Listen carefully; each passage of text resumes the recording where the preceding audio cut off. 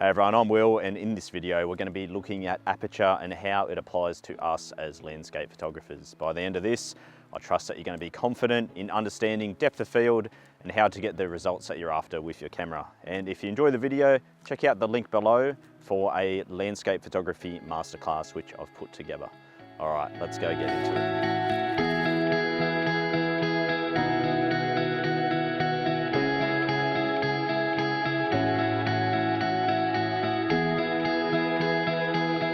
Alright guys, so what is aperture? Aperture controls our depth of field. Depth of field is how much of our scene are we getting in focus and sharp.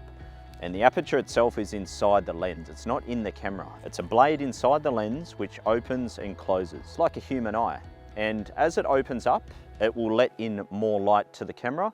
And then of course, as we close it down, it's not going to let in as much light. So really, aperture is controlling two things: depth of field and also how much light is entering the camera. So the aperture is measured in f-stops, and you'll see on your camera, I'm in manual mode at the moment, down the bottom here we have f11, so that's the f-stop at the moment. When I adjust the aperture, you'll see those f-stops change. So as I close down the aperture blade, the f-stop number is going to get higher. It's a little bit counterintuitive, unfortunately.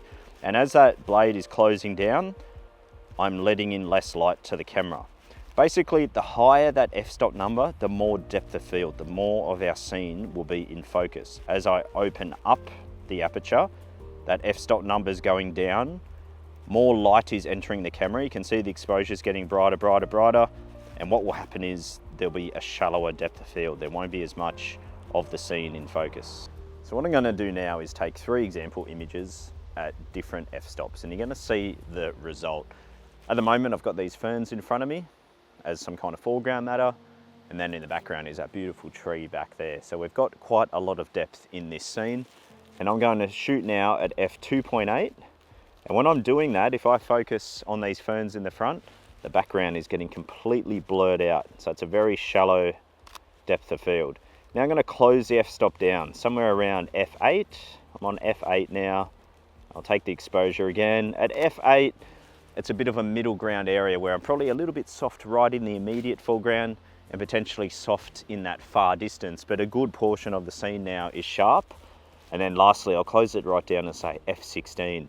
And that f16, we should more or less be sharp all the way through the frame. And you can see those examples popping up there. So is it really that simple? You just change the f-stop and you change that depth of field. More or less, but there's 2 factors you really should keep in mind as a landscape photographer that will affect how sharp everything is. Firstly, proximity to the foreground matter. If you're getting in ultra close to that foreground, the depth of field is only going to be able to extend so far. So if you're getting very close, you may need to do something called a focus stack, where you're going to have to focus, say, right on the front, take an exposure, and then focus again further out, and then in processing blend those 2 together. That's if you determine that you need to be right in there to emphasize those details, and there's definitely scenarios where that will be utilized. The other consideration, guys, is the focal length on your lens. That will also determine how shallow the depth of field is. So for example, f11 on a 16mm lens will basically be sharp all the way through, whatever's right down at your feet, all the way to the background. That same f-stop, f11 on say 50mm, will be quite shallow. So there's a bit of compression with telephoto lenses. So it's just something to keep in mind. There's no magic number that is going to work for every composition and every lens that you have on. The best way to find out is to get it in that ballpark area, take the shot, and then zoom in and review on the back of the camera. So as the photographer, the main thing you really need to ask yourself when you're out shooting and adjusting that f-stop is, how much depth of field do I have in my scene? Because that's going to determine where you might need to sit on the f-stop. So how do you know how much you have? The question that I basically ask myself is, in my composition, in my frame, do I have something near to me as well as something far away? And when I say near, I'm talking about within that first 6 feet of you type thing. That's quite close to you. If all your subject matter is far away, let's say this tree here behind me, that's a good 20 feet away. It almost doesn't matter if I'm on f8 or f16, because everything is far off in the distance. there's no real depth of field here to the lens. The lens is basically viewing that as a flat plane. Even behind it there is trees, but again, to the lens, it's not going to pick up that distance between the tree and then those further trees in the background there.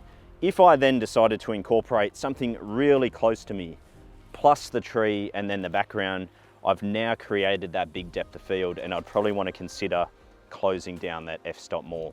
So for me as a landscape photographer, I'm basically saying, am I incorporating some kind of foreground close to me? If so, I'm going to close the f-stop down. Generally, I'm sitting around f11, f16 in that range there.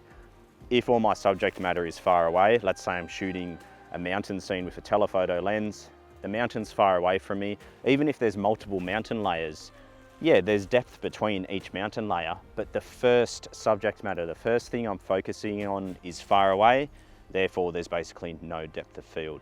Again, the best way is to get out there and, you know, have a play and find out. I've got some example photos here where you can see the f-stops I've used, but just ask yourself that question. Do I have something really close to me? I'll probably want to close the f-stop down. If it's all far away, it's not going to matter as much, and you're going to have a little bit of movement there. My go-to is generally f11, but if I'm struggling to let light in, I'll open up that f-stop and maybe simplify my composition a little bit. Let me just take some examples about what I was talking about when we don't have that foreground. We'll shoot the tree in the distance here. I'm going to sit around 35mm. This is an image at f2.8. Now I'm going to close it down to say f8. You'll see the results. And then lastly, like I said, we'll go about f16. Basically, all of those images are sharp all the way through because the first point of focus is far off in the distance. The camera just views it as a flat plane. If I now say, all right, I'm going to incorporate some of the tussock down here, some of the grass, I've then introduced depth, and therefore there will be a dramatic difference between the f16 images compared to say f2.8. And even f8 would most likely be shallow here somewhere in the foreground, especially because I'm sitting on 28mm. So even at 28mm, that depth of field is a little bit shallower, like I said before, compared to say 16mm.